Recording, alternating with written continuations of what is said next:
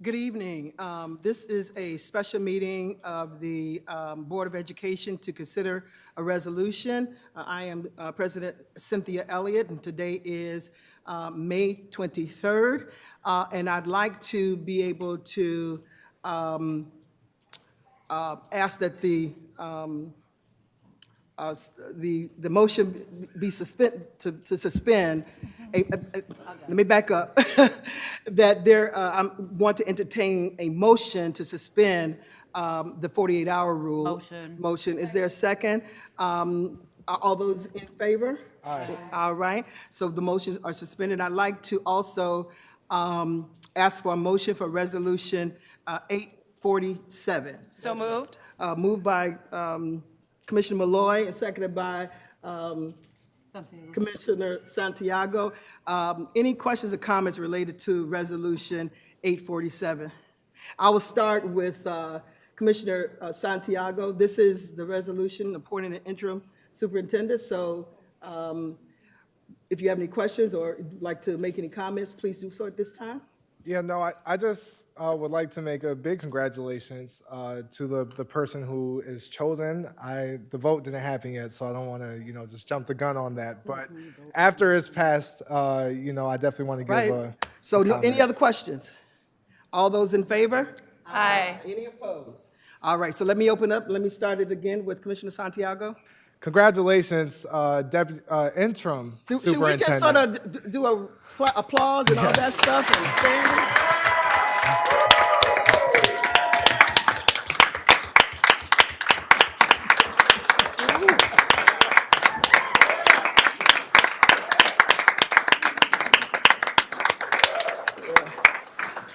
Commissioner Santiago?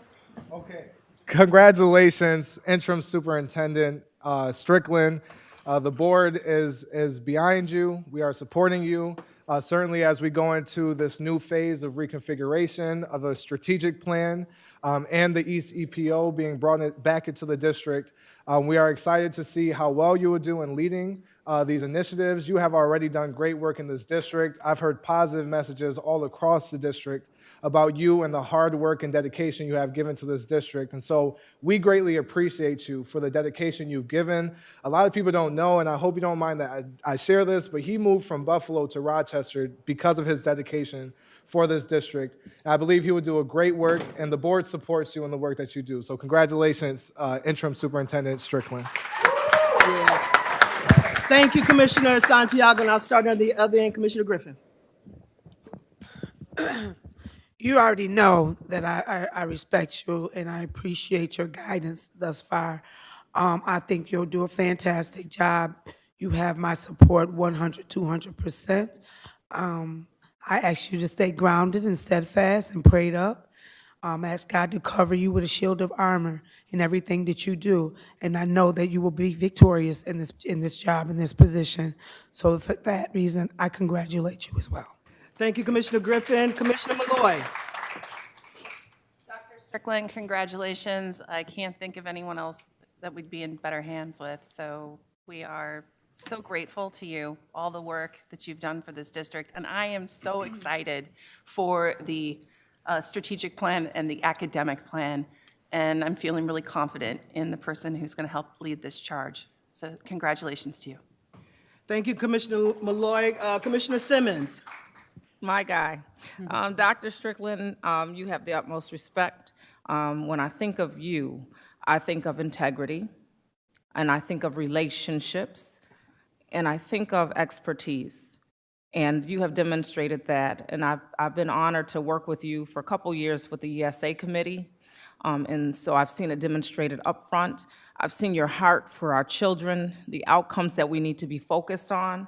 And I have no doubt that you're going to give this your all.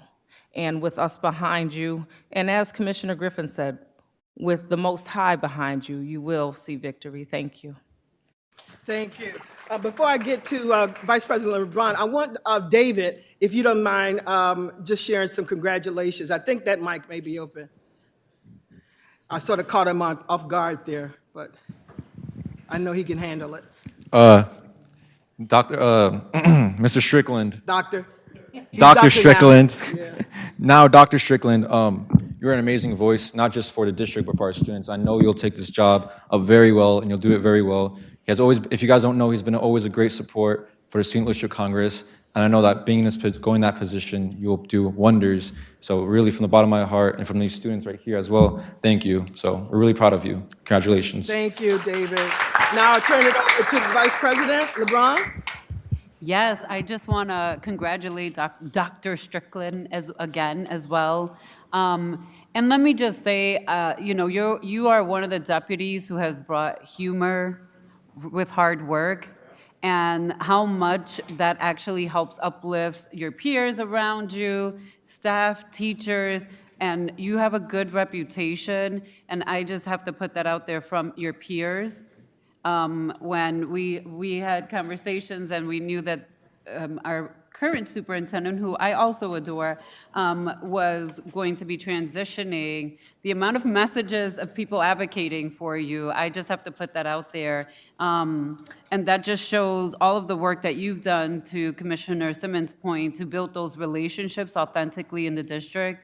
And people really feel that you not only want what's best for the children, but that you want what's best for the staff that are in front of the children, and providing them the supports that they need so that they can be successful. And it is a full circle moment, and I just want to, again, from the bottom of my heart, congratulate you in the role of interim, but hopefully this also is the launch of something better and greater for your life, wherever you land. Thank you. Thank you, Vice President. I remember going into a hardware store up on Ridge Road. And all I could see, and what I said to them is, God is there. God is here. We're going to get this work done. I'm going to miss this man sitting right here next to me. He did great work in developing the foundation. But I think with your leadership and with the cabinet, I think we're going to continue that work. You all know it intimately. You all work hard. And I just expect that we're going to take it to the next level. I'm looking forward to working with you and sitting next to the dais. I may have to take Dr. Peluso's name out of my favorites and add yours. But we look forward, this board looks forward to working with you. We support you. We're going to move it forward. I have no doubt about it. It takes a little time. You know, we've got a plan, and we're going to adhere to that plan. And so thank you so very much. Looking forward to working with you as interim superintendent, and we're going to continue to move this forward. Thank you so very much. Thank you. So with that, I'm going to ask for a motion. Motion to adjourn. Moved by Vice President LeBron, seconded by Commissioner Griffin. All those in favor? Aye. Aye. Any opposed? Thank you. This special meeting is over.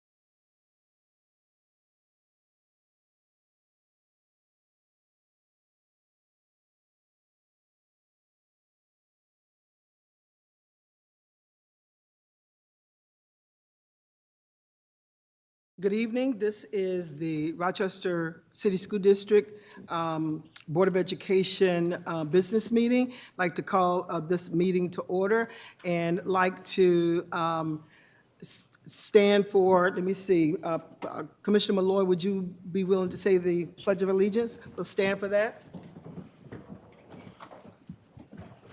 I pledge allegiance to the flag of the United States of America and to the republic for which it stands, one nation, under God, indivisible, with liberty and justice for all. Thank you, Commissioner Malloy. And the next order of business is, I'm going to turn it over to our clerk, Board of Education, upcoming events, so she can announce those. Good evening, President Elliott, Vice President LeBron, Commissioners, RCSD community. For the month of June 2024, the board will open it on Tuesday, June 4th at 6 p.m. with a convening of the Audit Committee meeting, followed right behind will be Policy Committee meeting. Then on Tuesday, June 11th at 6 p.m., we'll start with the ESA committees, followed by a special meeting for the consideration of resolutions. On Thursday, June 13th at 5 p.m., the board will host the Scholar Athlete Recognition, and then we'll close out the month on Thursday, June 20th, with the board business meeting starting at 6:30 p.m. And just a calendar note that the June 18th Finance Committee meeting has been canceled. All right, thank you, Rahima. I'm going to make this announcement before we go into the minutes. The board expects district officials and the public to conduct themselves and speak in a respectful and courteous manner so as to model proper civility and decorum for students. Shouting, personal insults, vulgarity, profanity, attacks, revealing information prohibited by law, or any conduct that disrupts the flow of business is considered to be out of order. The board may, among any other steps available pursuant to law, take the following actions during the meeting to maintain a fair and efficient meeting: interrupt, warn, or terminate a participant's statement when the statement exceeds allotted time, is personally directed, abrasive, obscene, or irrelevant. Request any individual to leave the meeting when that person does not observe reasonable decorum or that the conduct interferes with the orderly progress of the meeting. Call for a recess or any adjournment to another time when the lack of public decorum so interferes with the orderly conduct of the meeting as to warrant such actions. Thank you. And so I will ask for a motion to approve the minutes of January 16th, February 27th, and March 12th, all of those 2024. Is there a motion? Motion. Moved by Vice President LeBron, seconded by Commissioner Simmons. Any questions or comments related to the acceptance of minutes? Hearing none, all those in favor? Aye. Any opposed? And the next agenda item is the speakers addressing the Board of Education. The first person to speak is Chrissy Miller.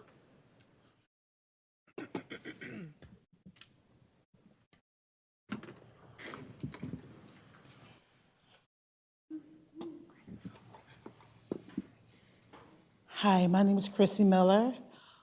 I am a parent of the district. I'm here to speak about, first of all, I want to say congratulations to Dr. Strickland. I'm so proud of you. It is so awesome, and I cannot wait to work with you on anything you need me to be there for our students. Congratulations again. And also, I wanted to say to you, thank you for reaching out to me on the situation that I had. On the refiguration part, I need to address one, the special ed department sent out letters stating that my child will be sent back to the 5th grade due to the age. I feel like, first of all, that's unacceptable because I feel like my son progressed a whole lot through, it doesn't matter of what age he is in. I feel like that they need to I feel like they should not be putting him backwards. I feel like they should continue to push him forwards. I am his mother. I feel like that I was not notice of having meetings about this. When I addressed some of the folks through the CPAC meeting, they decided that they was going to get back to me, and nobody haven't called me about that. Every time I talk to the folks in the special ed department, they run around the bush with me. I'm a parent that I do not play games when I ask questions, and I want to know then. I'm just not a happy camper when that comes down to the special ed department, when they don't reconnect with the parents. They should reconnect with the parents, but they haven't. They haven't reached out to us when it's difficult decisions to make for our children. They didn't ask to have meetings. They didn't do this. They didn't do that. What else we can do? And then also the staff. I understand that Dr. Peluso did say that our staff is going to be together with the ASD and the gym ed students, but I'm finding out that it's not happening that way. And I feel like that's unacceptable. Like, you promised us one thing, then there's something else going to other ways, and it shouldn't have been. Social workers need to be with their students at all times. Speech and OT teachers or whoever else need to be with their students at all times. We need to see things change and change fast. Thank you, We are Ms. losing our students in our special ed, losing our students. Thank you, Ms. Miller. The next person to speak is John Delvecchio.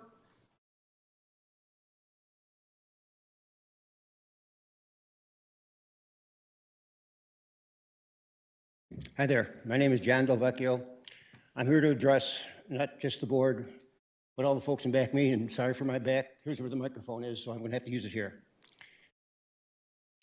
I really stripped down my remarks tonight, try to stay within your limits. And so it's only about a few minutes long. I'm here though to expose the problem and offer a path for improvement. The Rochester City School District, as the numbers show, continues to fail their mission. 1 child in 5 can read and do basic math with a passing grade. This is unacceptable. Spending is out of control. $50,000 per student with $1 billion budget. That's double what the suburbs are doing. But this problem belongs to all of us. Somehow, only we can hope to fix it. We meaning we the people. 2 immediate ways. One way is to take an active part in your role as parents, to see that your child is learning. The second is to spend some time to know what is happening locally and then vote accordingly, because you folks are voted into office. This is our duty as citizens. We have the ultimate power with our collective vote. We do not have to accept this. We lend that power to elected officials like these people, and they are our employees in a manner of speaking, so-called public servants. They're supposed to be serving the public. That's what they do. Government officials, including these board members, are not doing what they are being paid to do, and we citizens are suffering for it, with crime, fiscal irresponsibility, and educational failure. It's up to us to appoint public servants who will work for us and our children. The only way we can do that is to vote the right people in and try to hold them accountable. That's not happening today. I'm asking as your neighbor to stay on top of what is happening to your students and local news as well. This isn't easy because the media isn't all that great. You have to dig, but you'll find it. Those numbers I gave you before are the truth. You can find them.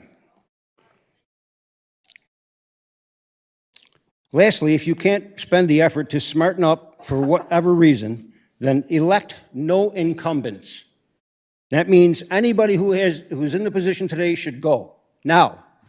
this next time, this is election year, don't vote for them, fire them all. Or as our forebears used to lovingly say, throw the bums out. That's not my words. Thank you, I Mr. hear it all over town. Thank Our you, own Mr. version of term Delvecchio. limits, I will not accept that. I'm Yes, you being will. respectful. We will escort you out the door. Yes, you will. We neighbors need each other. Lots of We things need you you can to do leave. on your own. We need you See to me leave, after Mr. the meeting. Delvecchio, or you will not be able to speak any longer at these After the meetings. meeting. We will for not a allow you to pocket-sized speak quick at these start. meetings any longer. Can you just cut his mic? Cut the mic. Thank you, because we just read the rules.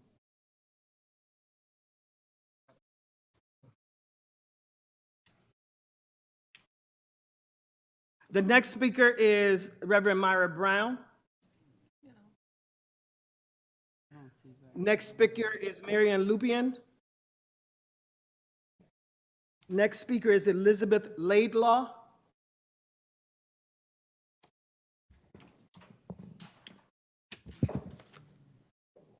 Can you hear me? President Elliott, Vice President LeBron, Commissioners. My name is Beth Laidlaw, parent to an RCSD graduate. This evening, I'm lifting up the need for repairing relationships in the district, both relationships among students and relationships among commissioners. In a classroom this past week, a 9-year-old calmly walked across the room and cold-cocked a student half his size. As a tutor in the room, my husband did his best to console the injured student as he scooped him up off the floor. Lacking restorative coaches in the building, there was no attempt at repairing relationships in the classroom. No counseling for the student who did the hitting, although he was suspended. No counseling for the injured student who announced the following day that he'd be going to a different school next year. And no relationship repair for the students in the room who witnessed the assault. Relationship is the foundation of learning. It's what engages a student and makes them want to come to school. It's not that students who live in fear at school can't learn, they can. It's just that learning is so much more successful when a student knows he's safe and is seen. Tonight, I want to thank you for funding restorative coaches for the next school year. I'm also concerned about fractured relationships among the members of the board, and I'm grateful for the integrity of commissioners who refuse to speak with disrespect about their fellow commissioners. Thank you. I am grateful for those commissioners who are supporting the request for a forensic audit of senseless firings and demotions over the past year, which resulted in countless fractured relationships in the district. Did you know that one of the women unjustly removed from her position and demoted was recognized and celebrated at the White House this past week for her work in the district? Let that sink in. Honored for her leadership by the White House, yet dishonored and demoted by district leadership. My hope is that the board encourages the new interim to pursue these audits of district leaders' actions. I also hope the board establishes metrics to measure the success of the restorative coaches coming in the new year. Lastly, my hope and my prayer is that as a commission, you are guided by truth and integrity as you find a way to work together for our students. Thank you. The next speaker is Chris Widmeyer.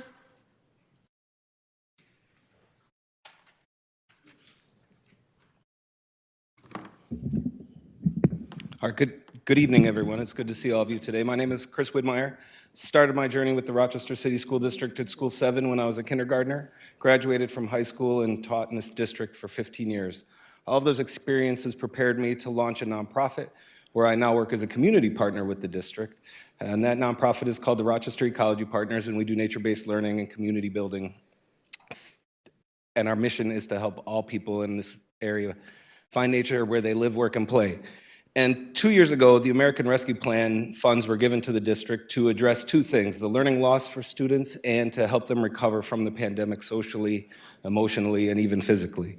And I'm here today to thank the district for its investment in nature-based learning through School 12. The principal there asked me for a proposal of how he could best use the nature-based learning funds, or I'm sorry, excuse me, the American Rescue Plan funds. And for the last 2 years, we've been able to have a nature-based learning coach and a program that has taken root to serve this year 100% of the students at School 12. And we've been able to use that investment to grow beyond just School 12 to have served 7 schools this school year, all 700 of the students that were in the Rock Explorer program last year. And the numbers show that we are having a significant impact on students, on their health, on their wellness, on their academic success, and the community relations within the schools that we're working. And so today, like I said, I'm here to thank you. I'm here to share the impact. And I'm also here to implore you to continue to support nature-based learning through our organization and others that provide these resources to the district. It is a restorative practice. It is something that is showing improvement in attendance, improvement in test scores, improvement in literacy. But most important, we hear from students things like this: I'm very happy today. I feel free. We talk about radical joy.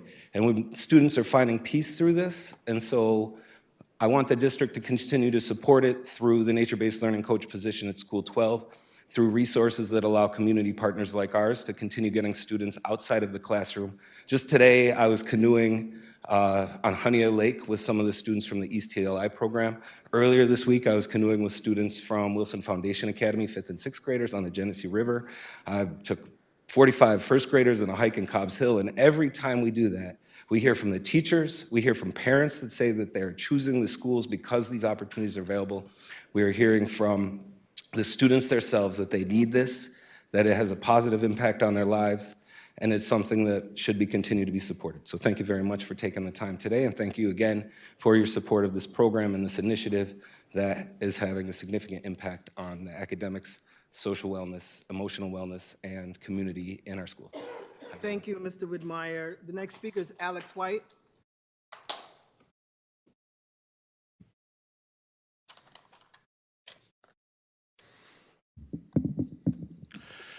Greeting board, superintendent, outgoing and incoming.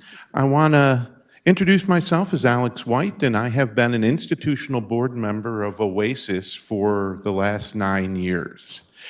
OASIS is the Office of Adult Career Education Services, and one of the things it does is provide job training and vocational education, remedial education, and job placement for students without a high school education. And this program, some of you know about, some of you were even at our legislative breakfast that we held a couple months ago. And I want to apologize for not taking the time to come and speak with you. I was busy raising millions of dollars for an expansion for the automotive program and money to start a new program, a new vocational program for nails. And that was very successful. Unfortunately, the lease signed for Oasis is a 2-year lease in their building. And a 2-year lease doesn't really allow us to do the expansion that's actually necessary to put in either of these programs that temporarily and for a period of time we have some money for. Now, I am I'm understanding that the district has these 4 vacant buildings, building 20, 29, 39, and 106.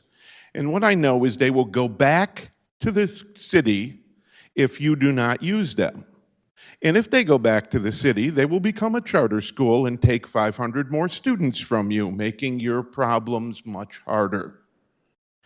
Oasis has a 2-year lease. In 2 years, one of those buildings should be automatically given to them. They should get it as soon as possible so they can start to build out in preparations for these new programs and other things that possibly could be done with the space that is dedicated, that they don't have to worry about losing.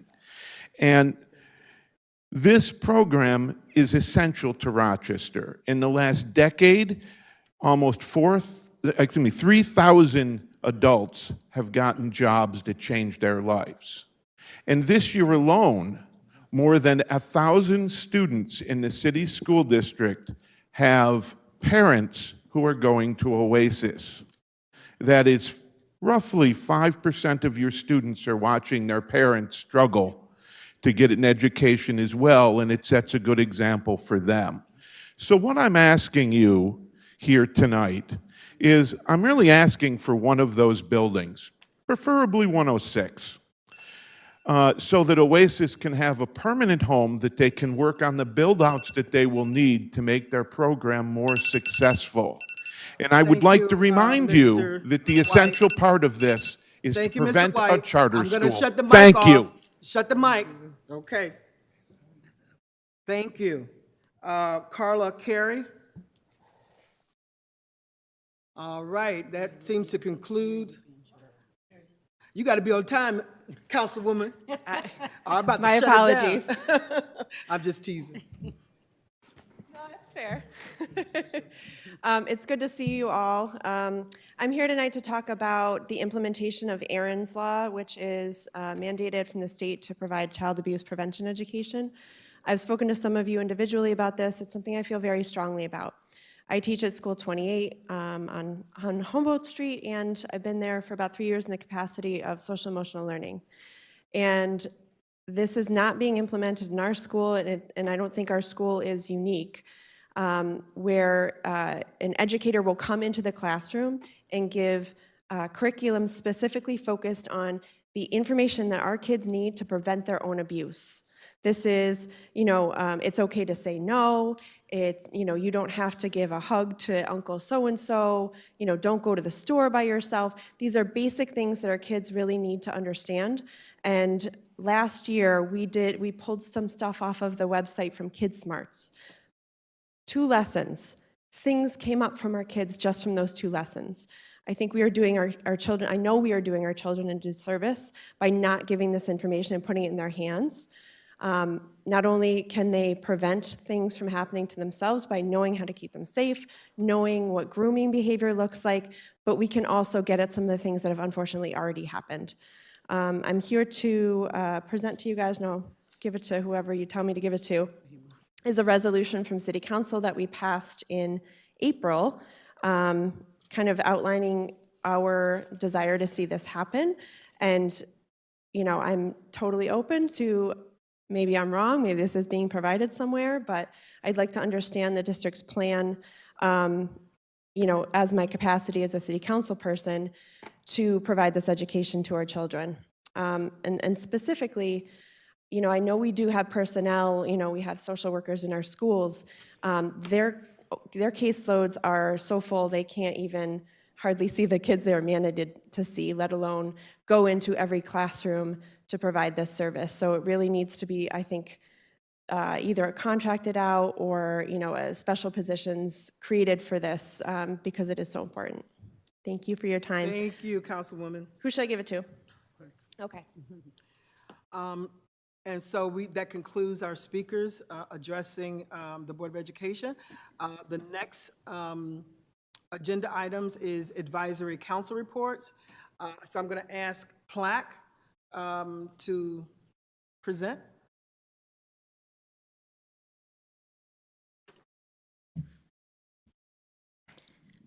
Good evening. My name is Rebecca Hetherington, and I'm the mom of 3 RCSD students. I am for the last time presenting as part of the leadership team of the Parent Leadership Advisory Council. At the end of June, I will be stepping down after 4.5 years of living daily for this group that began with a super weird meeting to join a team for writing bylaws for what became Plaque. During that process, I sat with the Office of Parent Engagement, and we had conversations about what Plaque could become. If we could just get 1% of families to attend a meeting, about 170 families, that would be something. It is an honor to do this work, and by stepping down, I expect that others will step up because there is still so much to do. Our ELA curriculum misses the writing development component, and elementary schools are missing health classes and recess time. While we give our students only half a year of library and art, if the art teacher has supplies, while a warehouse sits full of unused items costing money for storage, and promotions to remove staff from school buildings who harm scholars and families instead of accountability. If you are the parent of an RCSD student, then you are a member of PLAC, the Parent Leadership Advisory Council, which is the district-wide parent group, focusing on equity for every school, for every scholar in the district. The opt-in form for members of PLAC to join the leadership team is open through the end of May. The leadership team of PLAC acts as the steering committee. You must read the bylaws, commit to 1 Zoom meeting per month, and be present to support at 4 membership meetings throughout the school year. We have sent the form to parent liaisons, homeschool assistants, and the Office of Parent Engagement, as well as shared it on social media. And we contacted the communications department, who is currently working on translating it into all the languages, so that regardless of your dominant language, you can participate. The monthly meeting of Parent Group Leadership with District Leadership met on May 6th at 6 p.m. at Central Office. PLAC leadership will continue to push for district events that are family-focused with clear objectives for attending. The staff of the Office of Parent Engagement was part of the meeting, which helped to plan for future events and address some long-term issues. The next meeting is June 3rd at 6 p.m. at Central Office. On April 7th, the leadership team met via Zoom to finalize plans for the PLAC membership meeting for May 9th at School 106. This event welcomed over 170 families from a variety of school buildings with popcorn, more than 35 community partners, hot dogs, hamburgers, and giant bounce houses. This event was the calmest one while being the largest of this school year. We want to thank the Department of the Office of Parent Engagement for stepping in and supporting parent volunteers, as well as the communications department, to help partner with parents to create a well-run event. Chief Morian face painted, the X-Cats showed off their robot, and rock music students performed with everyone that attended, learning about their community while having a good time for the whole family. The event at School 106 concludes our events after visiting closing school buildings across the district. The next PLAC leadership team meeting is Tuesday, June 4th at 6 p.m. via Zoom. At this meeting, the schedule will be set for the 24-25 school year. As always, all parents, students, administration, and board members are welcome to attend. And we provide, if you want to join the PLAC leadership team, you can fill out the form or email plac@plac@rcsdk12.org. The last thing I'd like to say in this role is there are decisions you, the Board of Education, can make today. The first time you make a decision and it's a mistake, the second time it's a choice. Choose differently, choose our students over adults. I am looking so forward to seeing what PLAC becomes and witnessing this board support. Thank you very much. Thank you. The next advisory report is the bilingual report. Sí, estoy aquí. She on Zoom. Buenas noches, ¿me escuchan? You can hear me? Yes, we can hear you. Okay, thank you. Buenas noches, mi nombre es Tibet García, presidenta del Concilio de Educación Bilingüe. La reunión comenzó a las 5 de la tarde con una cena. La reunión del Concilio de Educación Bilingüe se abrió con una bienvenida por parte de los representantes del Concilio de Educación Bilingüe. A esto le siguió una discusión sobre la reconfiguración de las escuelas del distrito. El personal del distrito del Departamento de Educación Bilingüe e Idiomas del Mundo revisó el presupuesto aprobado por el Board de Educación. Hablaron sobre los diversos centros comunitarios ubicados cerca de las escuelas y los servicios brindados a sus hijos a través de estos centros. Hablaron sobre los eventos para padres del distrito que se avecinan. También revisaron los próximos eventos ofrecidos por la ciudad de Rochester, no solo los eventos del distrito escolar. El futuro de la Feria del Concilio de Educación Bilingüe se llevará a cabo el 11 de junio de 5 a 7. La ubicación está por determinar. Representantes del departamento BWL discutieron la inscripción de las escuelas de verano. Para la Academia de Idiomas de Verano se llevará a cabo en la escuela número 15. El horario será de 7:45 a 1:45 e incluirá los grados kinder a octavo. Durante la reunión se abrió la inscripción a la escuela de verano. La representación del Concilio de Educación Bilingüe se destacó en la estación de radio Poder, promoviendo la participación de padres bilingües en el Instituto de Capacitación de Liderazgo para Padres, PLT. Además, el Concilio de Educación Bilingüe trabajó con Children's Agenda o la Agenda para los Niños para promover la defensa de los padres. La representación del Concilio de Educación Bilingüe estuvo presente en la 30 celebración OLA en la escuela número 12. El concilio continúa colaborando con CPAC, BLAC, PLTI y The Children's Agenda. Muchas gracias y buenas noches.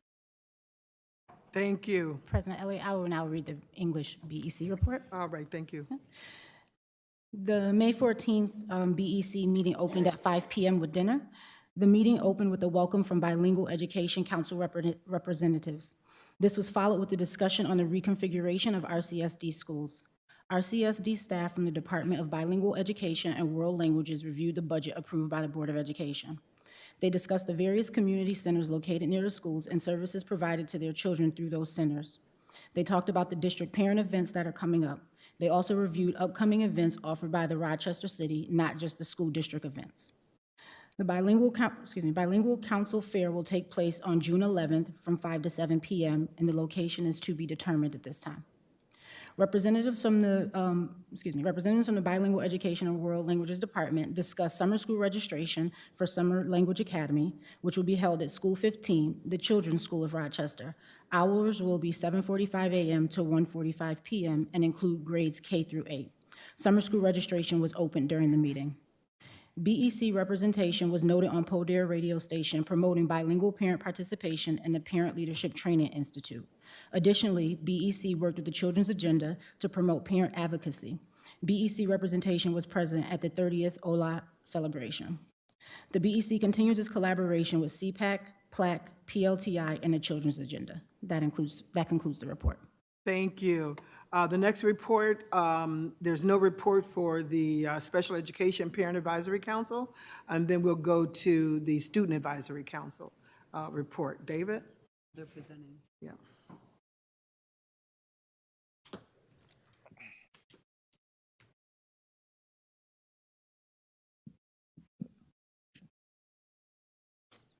Well, actually, my presentation is part of my report, so. Can you speak it to the mic, David? I'm sorry, all right, he's got it, we're good.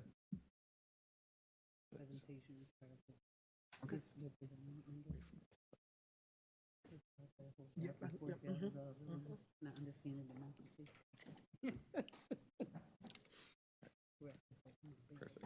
Good evening, members of the board. My name is Dale Bouillon. I'm a 12th grader from Rochester Early College International High School. Also president of the Student Leadership Congress and student representative for the Board of Education. It is with my utmost pride to present you all with a very brief overview of the SLC's reorganization and expansion presentation. I'll also be joined by my fellow team, and you will see us switch places every couple of minutes, taking you all with us. You can switch to the next slide. Perfect. Diving right in, I feel like it's important to explain to you all briefly what is the Student Leadership Congress. In its very form, the SLC is a student-led organization that represents schools, fosters communication between students, faculty, and administration, while advocating for rigorous educational environments where our students can truly excel. We also advise decision-making processes, offer training in various skills, and work on policies and projects related to the well-being of our students, taking a holistic approach to our pedagogy. because we believe in a well-rounded education and want to champion that for all our students. Second slide. Perfect. So understanding now what we are, I think that is a great segue into the history of the Student Leadership Congress to find out who we are. Founded in 1975, our first ever student representative was named Simeon Coco. I don't know much about this person, actually, but I do know that they were the first, and hoping that one day we can track our old student representatives down to learn more about their lives and who they were as students. A majority of the presidents actually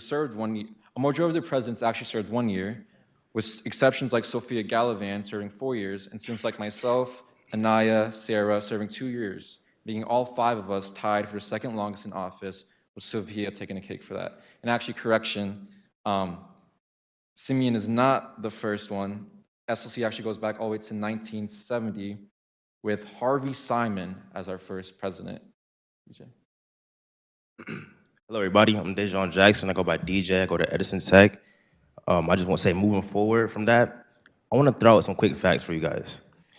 There have been 34 presidents at SLC.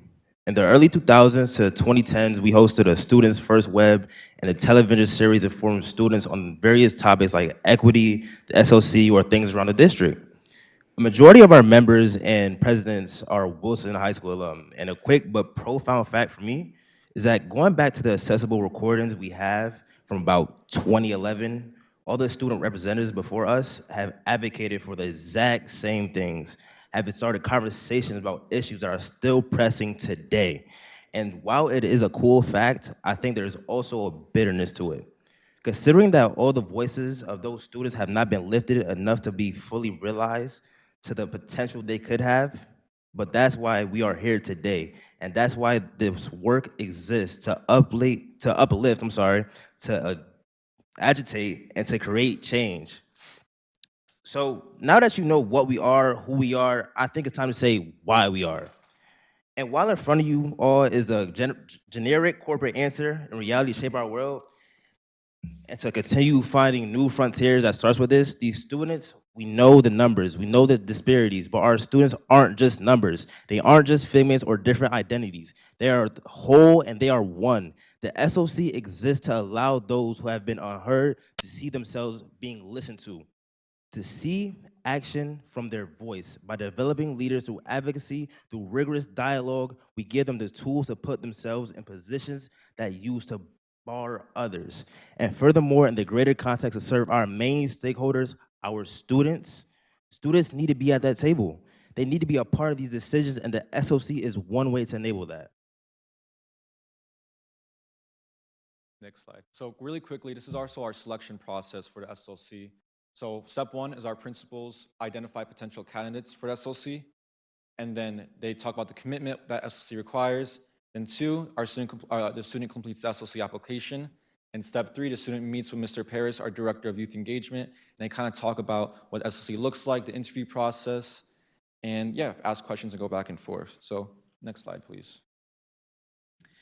So now you know us, now you've heard about us, it's time to address some issues, right? Issues that don't enable the SLC to fully fulfill its promise. As I mentioned before, the average president only serves 1 year, and realistically speaking, 1 year is not enough time to establish change. If every new leadership changes and now you're having to restart this whole process again, it makes it very hard for that president. That's why my first year, we worked so diligently on creating our bylaws. While yes to the board's request, but also to ensure that the leadership will stay constant and governed. But also consistency isn't growth. It's mundane at times, and at worst, it's fully disengaging. So how do we make a comeback from this? How do we grow and how we fulfill our promise and ensure our past leaders' voices are heard? Next slide, please. Well, it starts with highlighting key problems. Hi, I'm Cherish Jones-Carter. I am an 11th grader at Rochester Early College. Starting with our first key problems, 1, lack of streamlined communication and reporting. Our organization historically struggles with communicating to our community and students, and pretty lackluster in reporting information, key, vital information. This can be a form of reports or just general information. If we are supposed to be student representatives, then we need to make our presence known, whether it's social media or creating websites where notes, meeting minutes are all located. We need to fix this disparity if we want our students to excel. 2, recruitment. We can find recordings of meetings all the way back to 2011, where our student reps are talking about recruitment and the struggle it is. And here we are, 13 years later, still discussing the same issue. Creating a robust, holistic recruitment process allows our organization to fully establish itself as a voice for students. 3, school and community engagement. As with our issues surrounding recruitment, if we are communicating and recruitment properly, our school and community is disrupted. 4, influence. When our engagement drops, so does our influence. When we have less influence, it lessens our bargaining power and decision-making, disrupting our organization missions and visions. 5, oversaturation.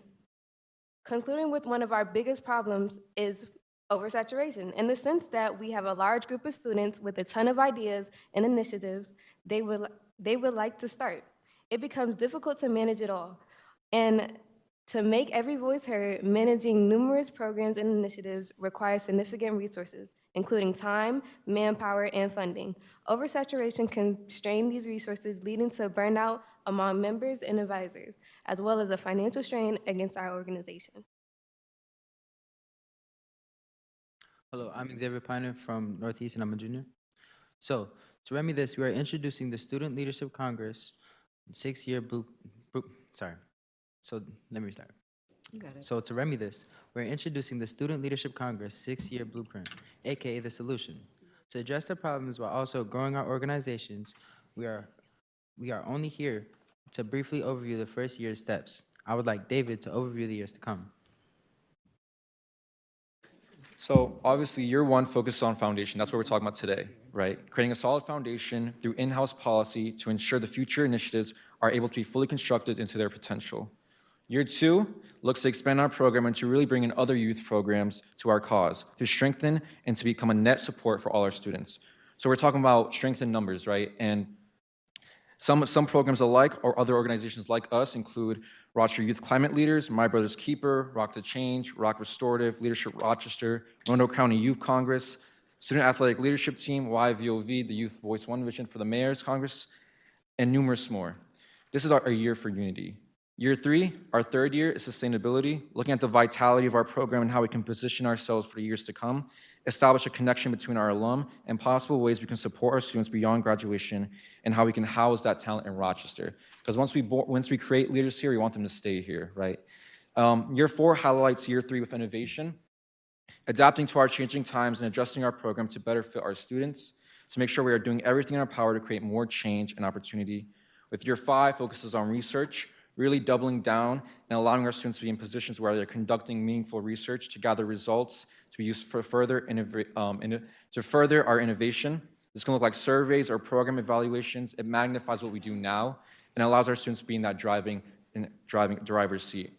Because students are always the fastest way to get to other students, we should use their knowledge and proximity to reach other students. Year six tops it with building our legacy. We're looking at the 6 years and evaluating ourselves to continuing our organization. So, concluding that brief overview, we are now transitioning to really looking at how this year will play out. With our foundational infrastructure implication, foundational that is in the name is foundational, meaning that it will allow us to build on top of that and grow. To do this, we have a series of initiatives included with what ways we will apply them. One of our first initiatives is the extensive executive reforms. These reforms are proposed to ensure accountability between our executive members, such as our president, vice president, clerk, and more.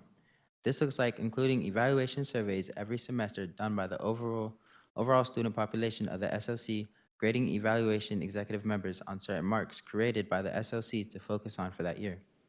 This is something already in place. Each meeting, students will fill out a meeting evaluation form and what they would like to see, what they felt, et cetera, et cetera. This form is much more adapted to the actual executive cabinet, allowing them to use the feedback to better serve the students that serve the school district. Our second initiative is to revise our bylaws and create a schedule of reviewing the bylaws to ensure it's up to date and doesn't disinclude anyone. Revising our bylaws also ensures that the powers at play are, while strong, don't overrule the many. The creation of these wow. The creation of these initiatives are structured as forms of accountability to ensure the vision and the mission of the SLC stay consistent, followed with each and every new leader. This initiative also includes creating what we named the Presidential Handbook, a book made for the executive cabinets of the SLC to detail and document their experiences as a form of knowledge and reference for future leaders. That ensures that we do not lose our students' voices and we do not redo the past. Our third initiative is the development of interest departments. We talked about oversaturation and how it can be difficult to apply every voice. So it was a thought that on top of our regular full court meetings, that there will be the creation of additional departments that magnify student interest. For example, extracurricular departments creating plans and ideas on how to advocate for more extracurriculars in the district, and proposing ways to engage students with their fun events and more. The creation of these divisions, or rather these initiatives, is a heavy, very detailed set of plans that can't be fully justified in this format, but are especially crafted to amplify student voice, not take it away. So as time goes on, we will bring about more information pertaining to the development of student voice. Not only that, we also have some additional initiatives. The SOC is going to champion creating student networks. This year, we located student governments and high schools in the district and created a proposal on unifying them with the SOC. This process creates a student network between student governments and the SLC, allowing for a process to ensure accountability and transparency. For example, if there's a student government or acting student body in a school that has trouble planning events or is just exclusive to a certain grade, as the SLC, we would send the support to them. We say support because in no way are we saying or ever going to apply we are above them. This is a collaborative effort and proposal we collectively all wrote. The SOC set parameters for student governments to follow. This includes creating a student calendar where activities that students can be a part of are included. We also detailed how every grade level should be represented. Students should not have to wait until they're in 11th grade to now be a part of a decision-making process. And we are also excited to announce the creation of school engagement portfolios. In a very, very simplified way, we are using student voice surveys and overall social indicators like participation in sports, clubs to measure how well schools are doing at engagement. Obviously, there are thousands of factors about identifying some will help identify all. And the more we identify, the more we can do to advocate to help. Those students being engaged and given the tools to help their peers and engage their peers will do a lot.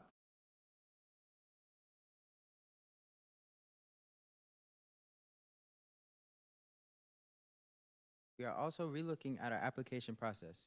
We want the SLC to be as organic as possible, so we are doing away with the old and figuring out a new.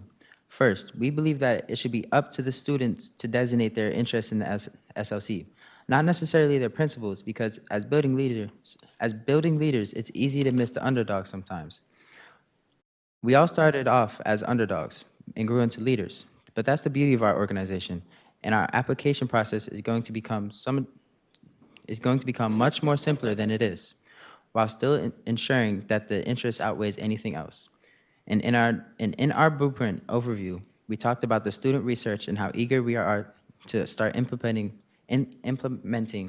that more into our formula of operations. Our students are so close to each other that they are the perfect vessels to reach out to each other and get new ideas and plans, solutions based on their experiences and their peers' experiences. And giving that the name and the place is how we do it. Next slide. Next slide, please. So going back to our challenges with our solutions, we can restore the lack of streamlined communication and reporting by establishing regular communication channels and reporting addressing our fragmentation, implementing structured recruitment strategies and using our new robust foundational models to strengthen our numbers, engaging in collaborative projects and partnerships with our school and community organizations to strengthen our ties with our stakeholders, increasing our influence through conducting student research initiatives and planning events for the student district ensures our relevance influence, but most importantly, it makes sure we continue to serve our peers in the district. And lastly, by developing specialized interest departments within the SOC allows for targeted initiatives and programming. We can prevent oversaturation and ensure focus on key areas of concern. Now, concluding all of that, we want to close it off and move forward. The Student Leadership Congress is and always be a reflection of the future of our students. To strengthen the SLC is to strengthen our district. While the same sentiments have been expressed between leadership for 48 years, those sentiments cannot anymore go on deaf ears. To achieve and to do the best is to do it like Anaya. It's to bring about policy like Bruin, and to advocate and converse like Sophia. Previous students have laid down the sentiment and worked for me to create the blueprints for our foundation that will grow and allow our students to launch themselves into great heights. So be a part of the Student Leadership Congress is to agitate, advocate, and experience, and to ignite and pass torches of tomorrow. We are one Student Leadership Congress, helping together a one RCSD. Thank you. Thank you.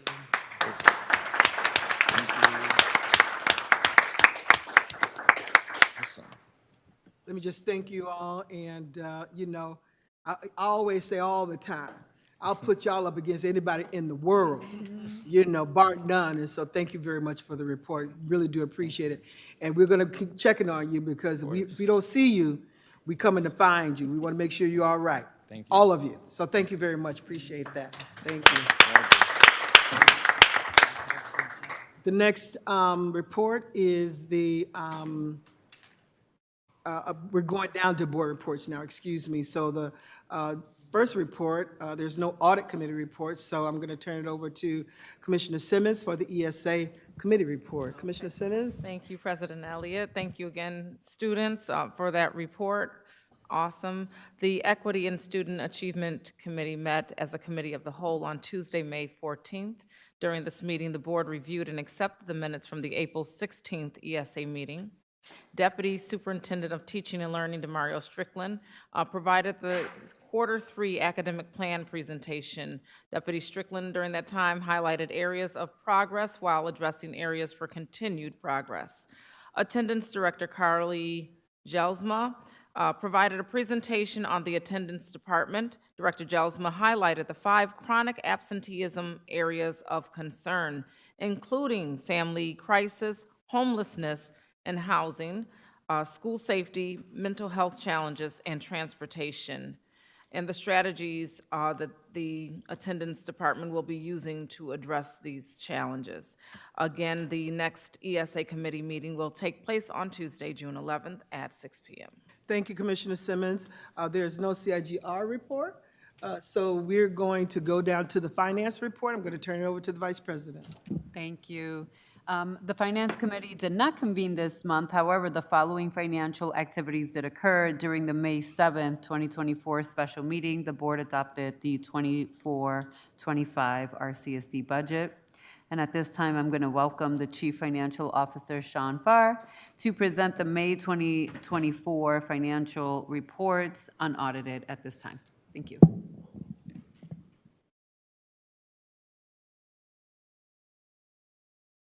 Good evening. Falling apart here. All right. So for the through the end of April, the district had $436 million in cash balances, which was $142 million more than the previous year. So that's a condition that's been existing. We've been rolling forward month over month, and is projected to continue as we conclude the fiscal year. If you go to the page 2, top of page 2, you'll see that we had a very good month in April. We had investment earnings of $1.8 million on those cash balances. And that continues to help cause our revenue to exceed the budget for the year. So our overall revenues are good. If you go down towards the bottom of the page, you'll see where it has general funds and special aid fund. And this compares our estimated revenue versus the budget. And you can see that we're projecting to come in for this fiscal year at 1.4% higher than the budget, which is good. And our grants fund is 4.2%, which reflects that we've received grants, additional grants during the year beyond what was originally budgeted. School service fund is projected to be 4.0 less than budget, but this is also offset by less expenditures. So that is not an immediate problem. Going to page 3.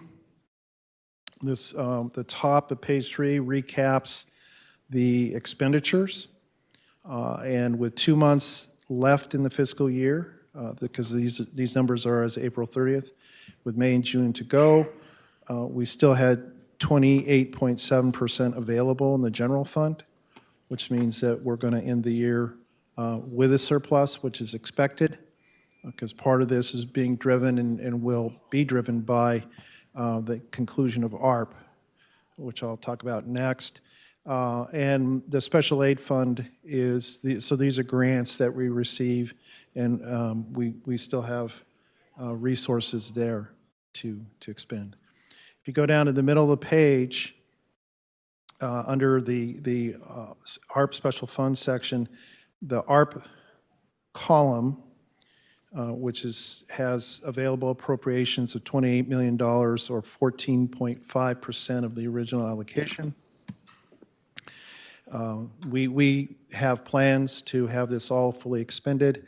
The grant formally expires September 30th, but because of reporting requirements and our ability to close out everything, the general cutoff for expenditure of those funds was set at June 30th of this year. And then we will look at funds that are remaining, and we will take expenses that, appropriate expenses that we're allowed to take out of the general fund and move them over to expend the remainder of the grant. And by doing so, that will cause our general fund expenditures to be less and result in a higher surplus, operating surplus for the year. Going to page 4. Highlight under the capital summary that we still, at this point, we have $22 million in what's called cash capital, which is funds that the district has set aside. Every year we set aside $10 million for maintenance projects in the district. And then bond or previous debt issue, we still have $18.6 million there to expend. Going down, you can see section H is activity. These are changes that were made from resolutions that the board approved in April dealing with capital projects. Going down to section I, food service. In the detail of the packet, there is a schedule. Food service is coming pretty close to break even for this year, and is what we're projecting to have at year end. Section J, charter schools. Charter school students are approximately 7,700 students right now, which is 300 more than the previous year at this time. Every quarter, we provide a student activity fund report. That's in the packet. There was, as of the end of the quarter, which was March 31st in this case, there was approximately $149,000 in student accounts.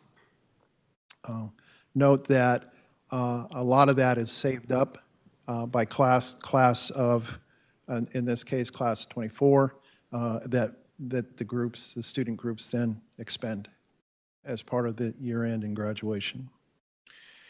And then the last thing is section L is a summary of the Oracle transition, and there's schedules in the back there with some detail on the status of that project. Questions? Questions? No. I just want to thank you for putting an update on Oracle through the finance. And I also see some pieces there for us to be mindful of next year's budget because it's going to require some additional costs as we move forward. So thank you for that, because I will remember for next year.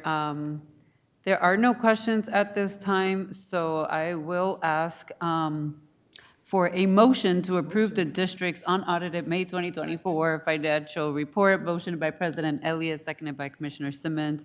Any additional questions about the report at this time? Hearing none. All those in favor? Aye.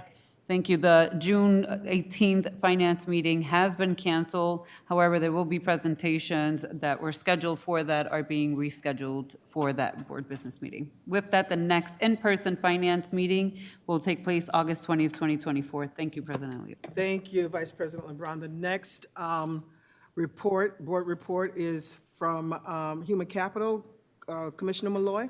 Thank you. Good evening. The Human Capital Committee met as a committee of the whole on Tuesday, May 21st, 2024.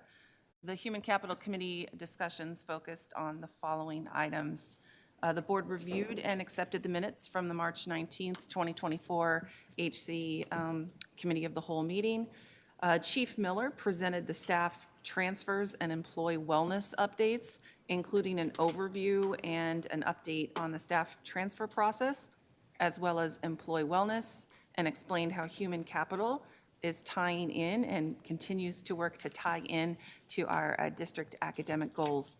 Chief Miller also provided a reminder to everyone about the 4th annual Educator of the Year Award ceremony that we just held earlier this evening. So congratulations to all of our recipients, and thank you for your commitment to the Rochester City School District. Our next Human Capital Committee of the Whole meeting will be Tuesday, September 17th, 2024. And that's my committee report. Thank you. Thank you, Commissioner Malloy. There's no policy report, so the last report is my report. And I just want to begin again by congratulating Dr. Strickland on the appointment to interim superintendent. We're going to be working on the permanent superintendent search. We'll first start off by requesting an RFP for a search firm, and that will, once we get that in place, we will begin that process, and that's going to include, public forums. We'll have a timeline with regard to the appointment, but you'll hear more information about the permanent superintendent search. I also want, we get criticized a lot, rightfully so. Not going to say because we have not done our due diligence in terms of educating our children. Having said that, this board is committed to ensuring that we are educating our children and that they are able to compete in a world with anybody. So having said that, last month, the U.S. News and World Report released its 2024 Best High School Rankings. And we are proud to report that the Rochester City School District has 5 schools that outperform the charter schools. So I want to make sure that you understand that we are doing great work, and it's being shown that our schools, School of the Arts, School Without Walls, Wilson, East, and World of Inquiry, they scored higher, according to U.S. News and World Report, the education section, that we scored higher than those charter schools. So I just wanted to make sure that folk know, like I said, who criticize us, but rightfully so, that we are doing this work, we are moving it forward. Little by little, we're doing it. We do have a sense of urgency, but know that when we see things like this shows. And then, I'll also just point out again, Superintendent Peluso being invited to the White House around the work that we've done. So we're doing some work. Unfortunately, it's not always getting reported in the media as it should, but we will accept the criticism right now, but we will do the work in order to get us in the position that we need to be in. So I just wanted to make sure that our community knows that that is one of the accomplishments that this district has achieved. And then just want to congratulate again the Educators of the Year. I'm excited about when we can celebrate the good work that our staff does. And so again, thank you very much for all who were awarded. And then just want to talk a little bit about leadership meetings that I attend. We were at number 17 school this week on Wednesday. And here again, the leadership team gets out into the schools and again, seeing the great work that they're doing in those schools. And I was just proud to hear the principal over there talk about the work and the growth, the performance that they have created over at School 17. So very, very proud of the work that's being done. And so I won't talk about any of the other meetings that have attended. You can look at the report if you're interested. But thank you. Just thank everybody for that work. School Without Walls, Soda East. I said School Without Walls. Wilson, yeah, all of those schools for just achieving that. Those schools we don't always get celebrated for the good things we do, but we are going to continue to do more of highlighting that great work that we can do. So that concludes my report, and so we'll go down to the superintendent's reports, and we start with Dr. Peluso.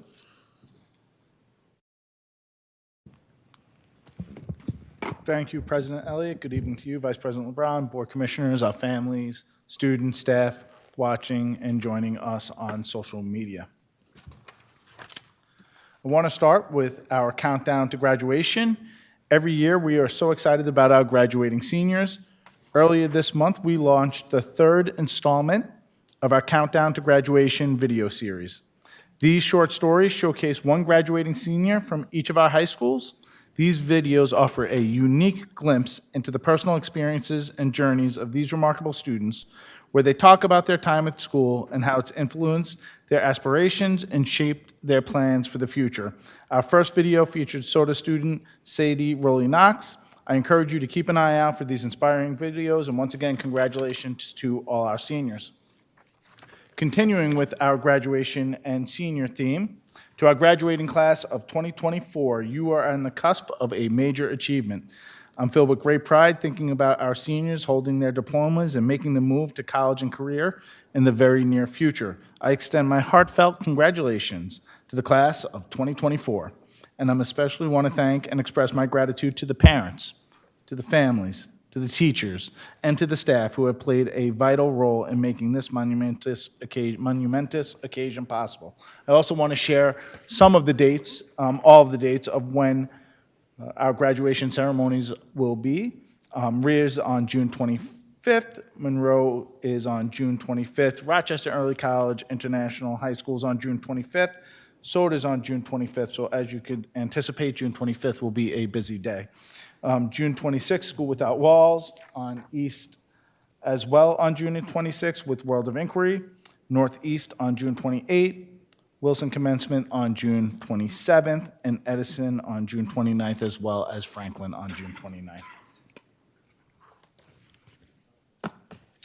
Just yesterday, one of our own students from School of the Arts represented the Rochester City School District on a national stage.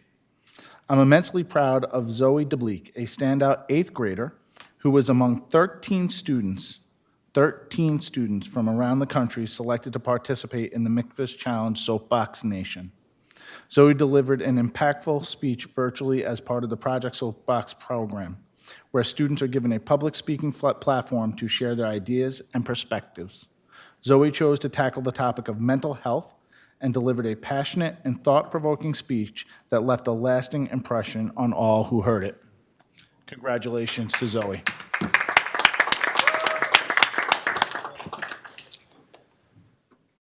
Agreeing with the sentiments of President Elliott earlier about putting our students up with anyone, I'm proud to announce that Hazel Roberts from Wilson Commencement will be representing the Rochester City School District on a statewide level. Hazel has been selected to represent our district on a New York State Student Athlete Advisory Committee. This is a high honor for our district. There are 22 leaders across the state on this committee.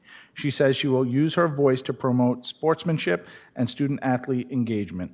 As a leader, she will represent Section 5 in Indianapolis in July for training. So congratulations to Hazel. Congratulations.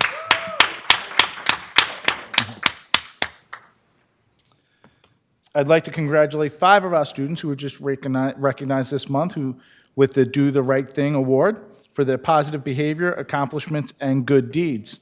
These students have been recognized as leaders and role models for speaking up for other students, and in one instance where a classmate helped another suffering from a medical condition. Congratulations to all the award recipients. Congratulations to our Do the Right Thing Award winners.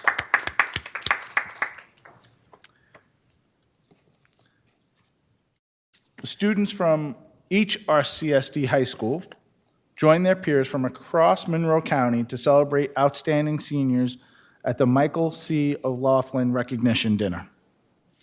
The event, named after a respected educator, is organized by the Monroe County Council of School Superintendents to honor exceptional high school seniors. We are proud to have 12 role models in the Rochester City School District who are recognized for their hard work and achievements at this year's dinner, which was held at East High School.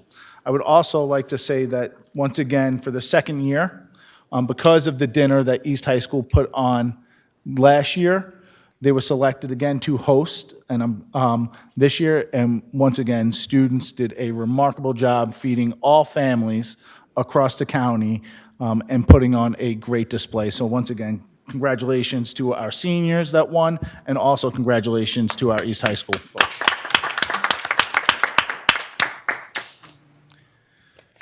Today we celebrated our winners, but we all know that we have a New York State Teacher of the Year right here from our district. Zach Arens was the guest of First Lady Jill Biden at the White House on Wednesday, May 1st. Zach, a music teacher at school number 54, attended a state dinner which honored educators from across the country. The dinner, typically reserved for heads of states and leaders of foreign countries, was part of the Biden's administration's ongoing effort to champion public education. Prior to the dinner, Zach toured Capitol Hill and advocated for increased federal funding to support the mental and physical well-being of teachers and students. And once again, congratulations to Zach. I'm really excited about this. This has been a partnership with RIT and some conversations that we had earlier with Micron to offer a great opportunity for our students during this summer. Students will spend a week on RIT's campus deconstructing electronic devices, building prototypes, touring the facility, and taking field trips to local companies. 25 full scholarships are available for this hand-on experience.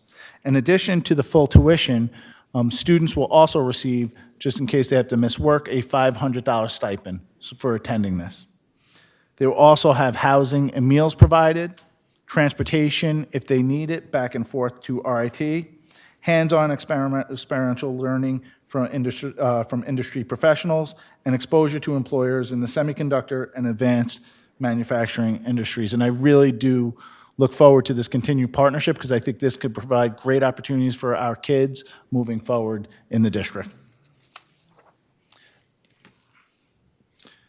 And I just want, before I conclude, to express my sincere congratulations to our Deputy Superintendent Strickland on being appointed as our interim superintendent. His strong leadership skills, his collaborative approach, and his genuine care for our students and staff will undoubtedly guide us through this transition with grace and effectiveness. I look forward to working with him more closely over the next month to ensure that he is up to speed and prepared to take the reins on July 1. So congratulations, Deputy Superintendent. Thank you, Dr. Peluso, and we'll hear from Superintendent Blocker for East High School. Good evening, President Elliott. Oh, let me just stop for a minute. Are there any questions to Dr. Peluso? I'm sorry. Yeah, I just want to share my appreciation to see the RIT CHIP Experience Summer Program. One of the things that I'm really pushing, as I come onto this board is CTE, and also seeing how we can ensure that our CTE is matching where the current job field is on its way to. And it's great to see a program like this happening. And so I hope that our young people in the schools are applying for the summer program, and really just want to give you a kudos and shout out, for a program like this. Thank you. Thank you, Commissioner Santiago. Any more questions for Dr. Peluso? All right, thank you. Forgive me, Superintendent Blocker. Good evening, President Elliott, Vice President LeBron, Commissioners. and all of the Rochester community. I'd like to share tonight just a few slides of what's been happening at East over the last month. Scholars in our health classes do a culminating project that serves as an opportunity to display empathy for victims of relationship violence. Scholars create T-shirts to be a voice for victims as they air their dirty laundry. It is both a moving and powerful experience, as well as an empowering outlet for previous victims to show they are survivors and let some of their pain go. Up on the screen are some examples of different shirts that the kids created that described domestic violence that their mothers were going through, how families are often people that abuse our own kids, and different relationship violence they have gone through. It's a great opportunity to cleanse their souls. As Dr. Peluso said, congratulations to all of our seniors that received the Dr. Michael O'Loughlin Outstanding Senior Recognition. I'd like to congratulate Sarah Adams and her family for being selected for the outstanding recognition by myself. Sarah, you are an exemplary role model and a shining star at East. I would also like to give a tremendous thanks to the East Culinary Program for hosting this event for Monroe County with class, organization, and great food. The work done in the culinary program has been simply exemplary. A group of East scholars ventured off to the Memorial Art Gallery to attend a career fair focused on the trades. They were able to see the variety of opportunities available to them in electrical, mechanical, masonry, carpentry, operators, and more. The various companies were in search of employees to work on the URMC Emergency Department and Tower Expansion Project also. On Friday, April 19th, our literacy workshop, 8 scholars traveled to the University of Rochester for a day to visit campus and meet with the undergraduates they have written back and forth with since September. This was an authentic writing experience, an amazing opportunity for undergrads to mentor our 8th graders. This is the 7th year of the East Pen Pal program with the University of Rochester. Scholars and staff had a wonderful time at Harrow East on Saturday night at the junior-senior prom. The scholars were simply elegant and handsome as they laughed and danced the night away. I'd like to thank our social worker, Eddie Blanding, for the photography that he did for the event, and some of those photos are up there, simply stunning. And then for our last slide, I just have great pride that I share with you 21 scholars at East that have earned the seal of biliteracy. They have proven without a doubt that they can speak, read, and write in 2 or more languages with proficiency. 4 different languages were done with their presentations: English, French, Spanish, and Pashto. Wonderful job, East scholars. Indeed. In closing, I would just like to say 2 things. Congratulations to all of the recipients that were honored as educators and the secretarial staff. The thing that resonated most with me was the close relationship that they all exemplified with our students. Our kids should be at the heart of everything we do, and you could just feel the warmth that each of them exuded for our kids.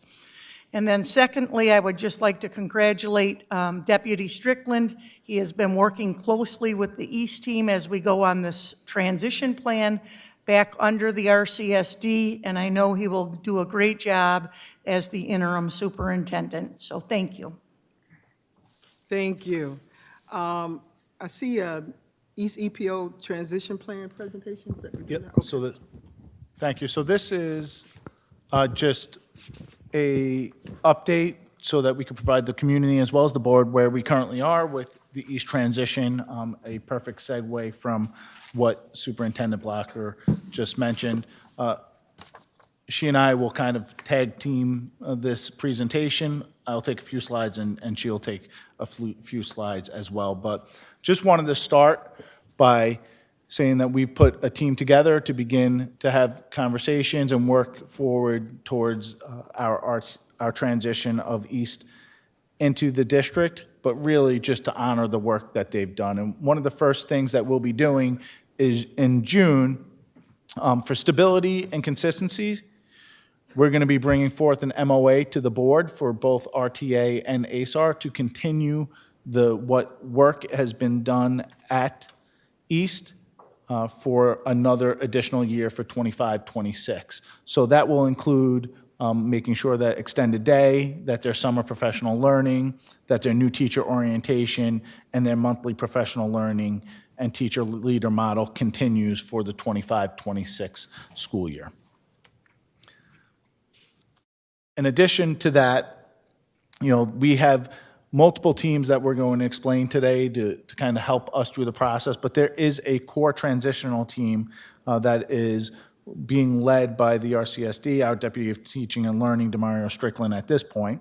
And team members include RTA, our ASAR unit, the East Superintendent, the East Assistant Superintendent, the East Chief Academic Officer, 2 RTA reps from the lower school and 2 RTA reps from the upper school, as well as ASAR, the school administrator representatives as well. And during this group's team, they are talking about the RTA ASAR contract, the makeup of tenant teams, which we're going to explain in a little bit, the opportunities for how we could begin collaborating and using cross-learning across the district, increasing our level of communication both with East and our RCS team, identifying those really key elements of the East EPO, right? What is it that, as we learned over the last several years, are important for us to continue, and what are those key elements?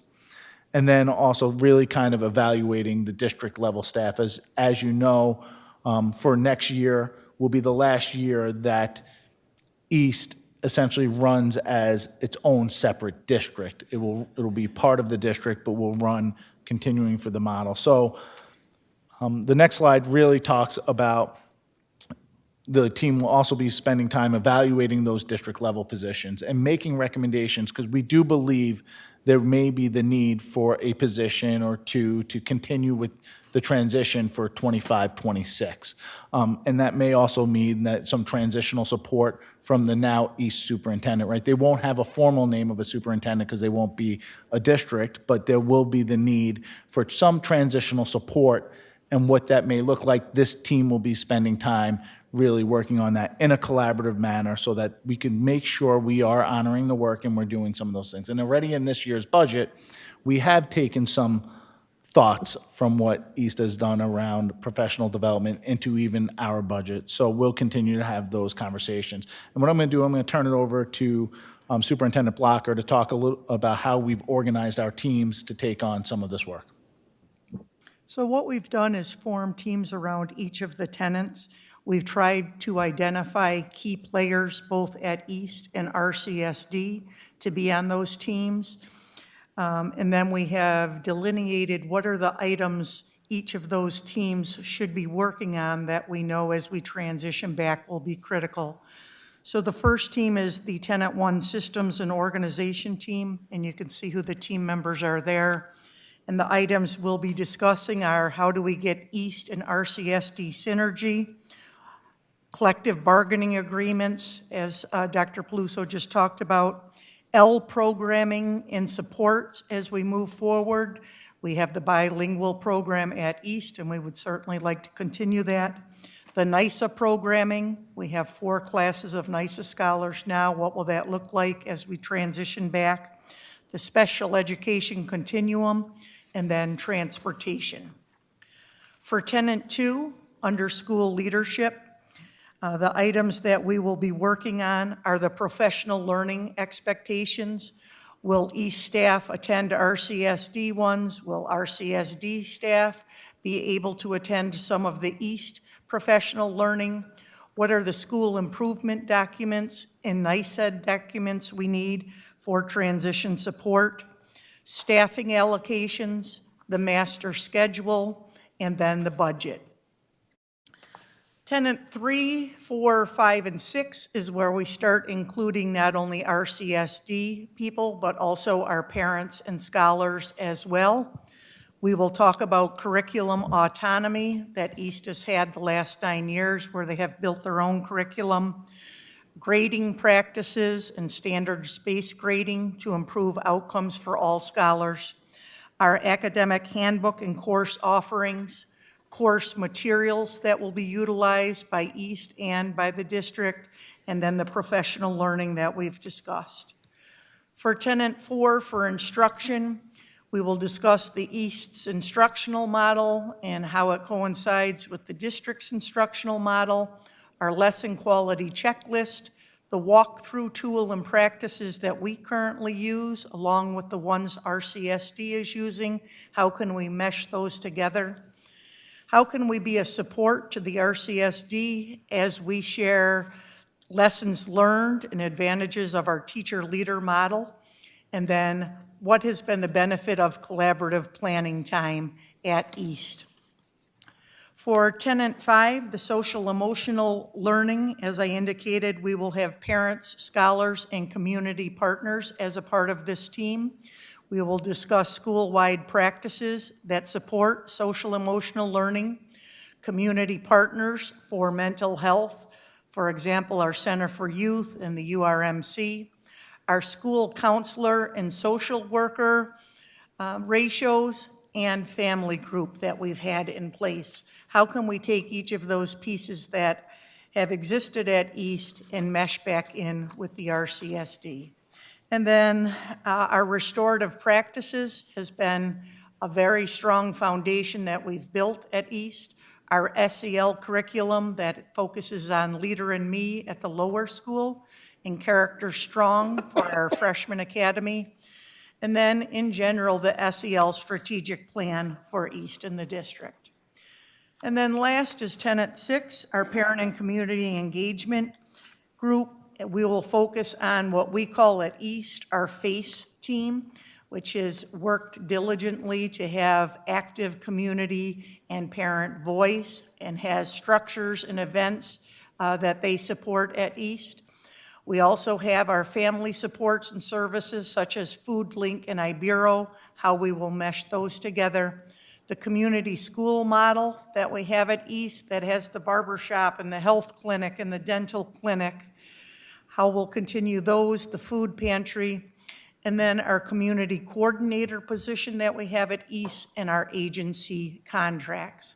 We strongly believe if we bring up all of these issues discussed in tenants 1 through 6 that have served as foundational pieces at East, that we will be able to have a seamless transition and improve outcomes for everyone. So thank you. Dr. Peluso? Thank you. So I do want to conclude that we've, live tonight is our rcsdk12.org/East Transition webpage, where we will be, where we will post minutes to these meetings, where we'll post information so the public can have access and see what has happened. I will tell you the core group has been meeting almost every other week right now to kind of make sure that they're prepared moving forward.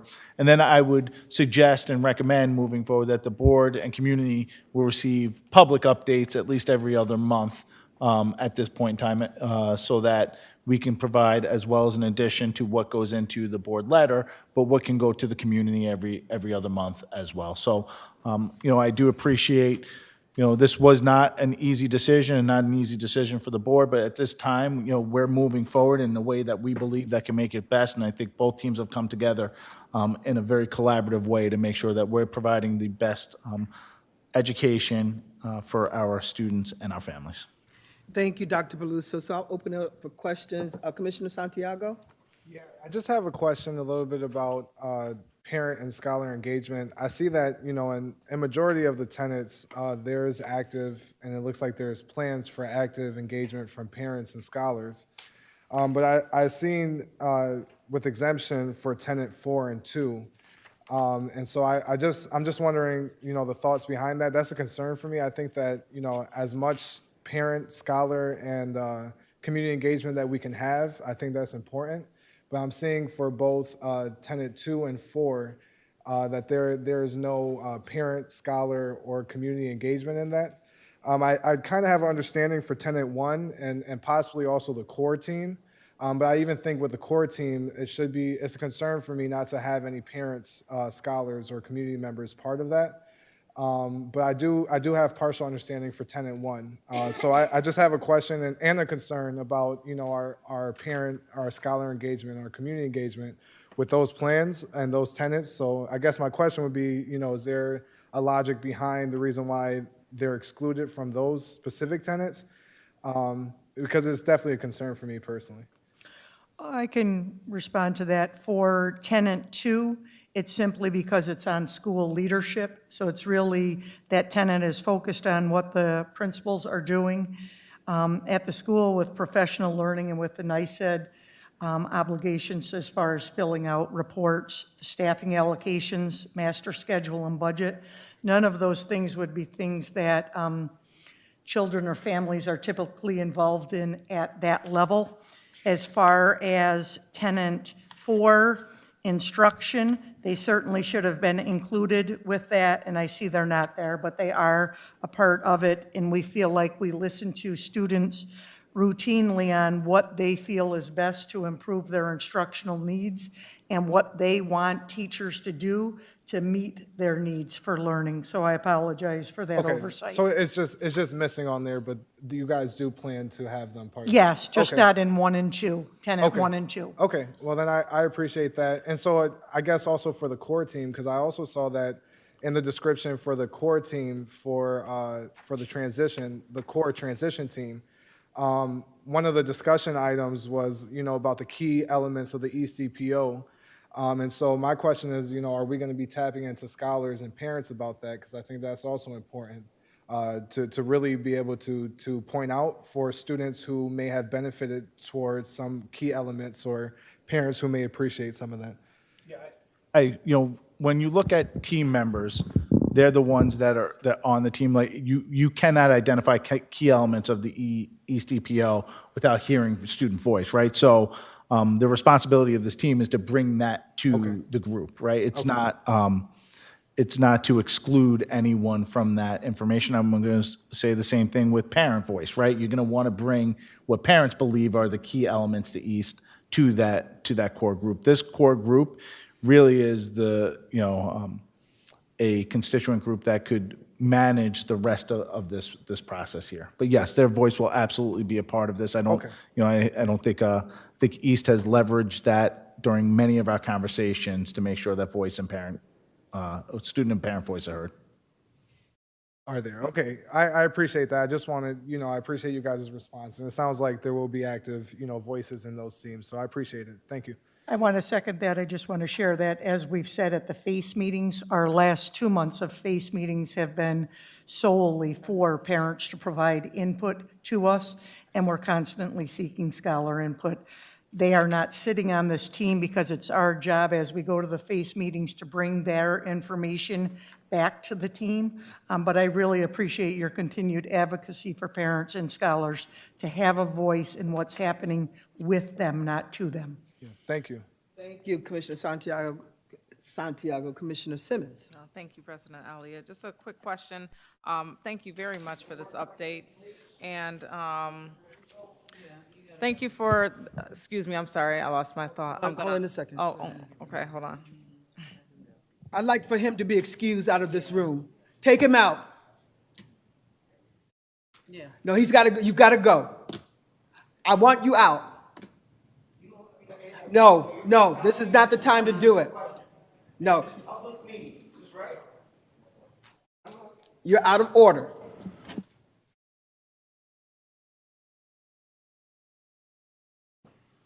Sorry about that, Commissioner Simmons. No, that is Excuse me, okay. So thank you for this presentation. I love the tenets and that we've identified some of the core things that we're going to be measuring and we want to make sure are not lost in translation as this transition happens.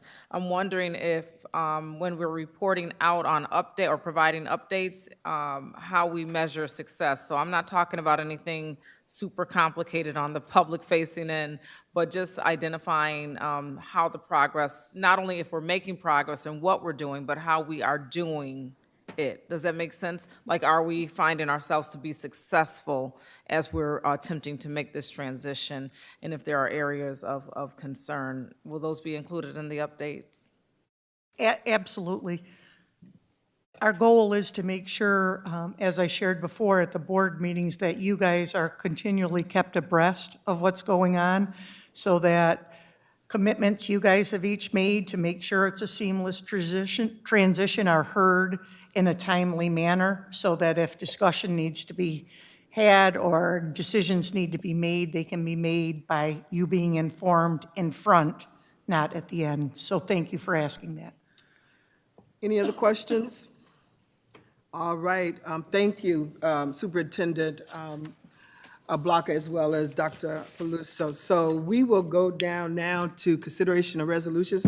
But before we do that, one of the things that we're starting to do is to read what our, the board's 23 through 28 goals are. So I want to just read those so that this is in the forefront of people's minds. This is what we're working towards. So the first one is increase the percentage of students in grades 3 through 8 who are proficient on the New York State ELA assessment from 16% in September 2023 to 40% in June 2028. All students reading by third grade, increase the percentage of students proficient on the third grade in New York State ELA from 15% in September 2023 to 50% in June 2028. Increase the percentage of students in grades 3 through 8 who are proficient on the New York State math assessment from 14% in September 2023 to 40% by June 2028. And our fourth one is increase the number of students earning 5 or more credits in ninth grade from 70% in September 2023 to 90% by June 2028. So those are the board goals, and you will hear them from the business meetings and from other committees as well. So having said that, we'll consider resolutions, and so I'm going to ask for a motion for resolutions 792 through 795. Is there a motion? So moved. Moved by Commissioner Malloy. Is there seconded by Vice President Malloy? Vice President LeBron. Any questions or comments related to resolution 792 through 795? Yes. Vice President LeBron? I just want to comment on Resolution 794 and congratulate and thank Tim Schmatt, who is retiring. And I just realized that I am totally freaking out about our procurement because he has guided us just extensively through so many procurement processes in this district, and just processes in general, and so much guidance to this board, even as we went out and looked for our own sort of support with the governance model folks coming in. But just over the last 6 years, he, for me, represents one of our hardest working district employees who is often not publicly seen or visibly seen, even throughout the district. But we really could not function at any level without his leadership, guidance, and support. And I would just be remiss when we don't acknowledge our sort of silent heroes really behind the scenes making it happen for every department, every school, at every level. So thank you, Tim, for all of your work in the RCSD, and I hope you have the best retirement. And I feel like you're too young to fully retire, so I look forward to seeing what's next for you. Thank you. Thank you, Vice President LeBron. Any other questions with regard to resolution 792 through 795? Hearing none, all those in favor? Aye. Any opposed? Is there a motion for resolutions 796 through 801? Motion. Moved by Vice President LeBron. Is there a second? Second. Seconded by Commissioner Simmons. Any questions or comments related to resolution 796 through 801? Vice President LeBron? I do, and I just want to congratulate all the three individuals getting tenured tonight. But I just wanted to uplift Nicole Haynes and her role and her position, because that is a position that has not, historically been in this district. And then to see the same individual being able to tenure into the role, it's very exciting. But I just want to congratulate Nicole on that tonight. Thank you. Any other questions or comments?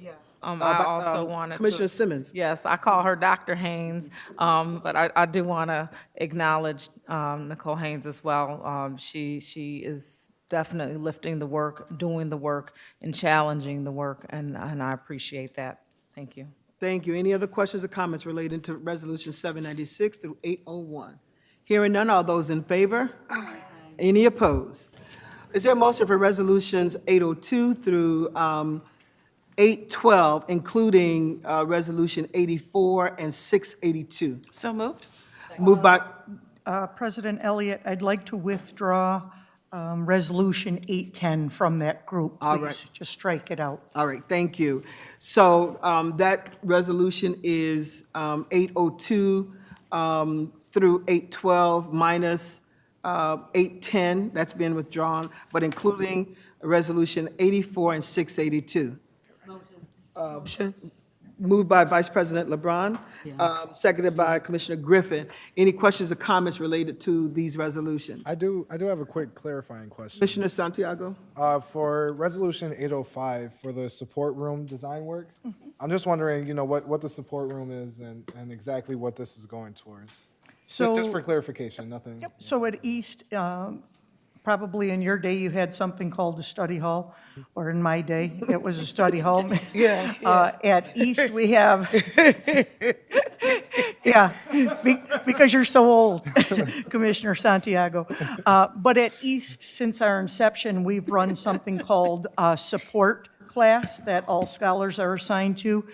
In the support classes, we try to have an English, math, science, and social studies teacher there so that they're receiving the embedded support they need during the school day. What we have found is we've strayed some from the original model that we used, and now that we are getting back to Regents exams being a requirement for it, the career tech stuff that you're talking about, what can we revamp and support to meet the needs of the kids again as we move forward in that direction? That sounds great. That sounds great. Yeah. Any other questions or comments? Hearing none, all those in favor? Aye. Any opposed? Thank you. Is there, can I get a motion for Resolutions 813 and 814? Motion. Moved by Commissioner Santiago, seconded by Vice President LeBron. Any questions or comments related to Resolutions 813 and 814? Hearing none, all those in favor? Aye. Any opposed? Thank you. Is there a motion for Resolutions 815 through 819? Motion. Moved by Vice President LeBron, seconded by Commissioner Malloy. Any questions or comments related to Resolutions 815 through 819? Hearing none, all those in favor? Aye. Any opposed? Is there a motion for Resolutions 820 through 823? Motion. Moved by Vice President. Second. Is there a second? Is that Commissioner Malloy? Yes. Any questions or comments related to Resolutions 820 through 823? Hearing none, all those in favor? Aye. Any opposed? Thank you.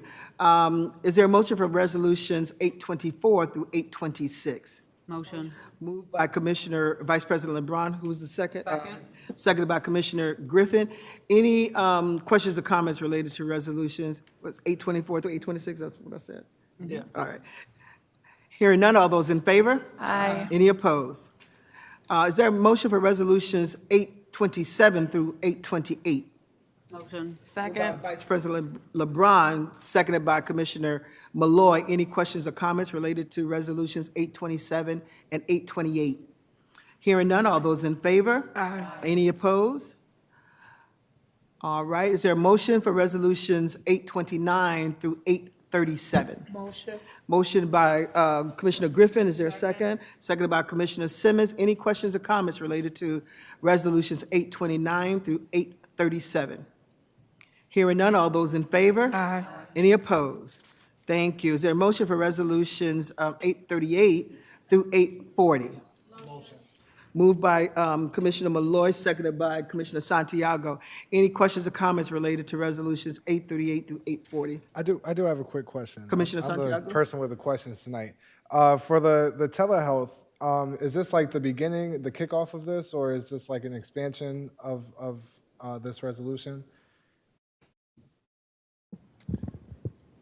This, I believe, It's an could you give me it is the telehealth access for 838 Yep. is an expansion, right? So I think the original date, we needed to expend out with federal stimulus. We're using ARP funds, so we need to spend out because we did start late on the approval of that contract. Okay, okay. I'm glad to hear this. So do we know what schools this is expanding to?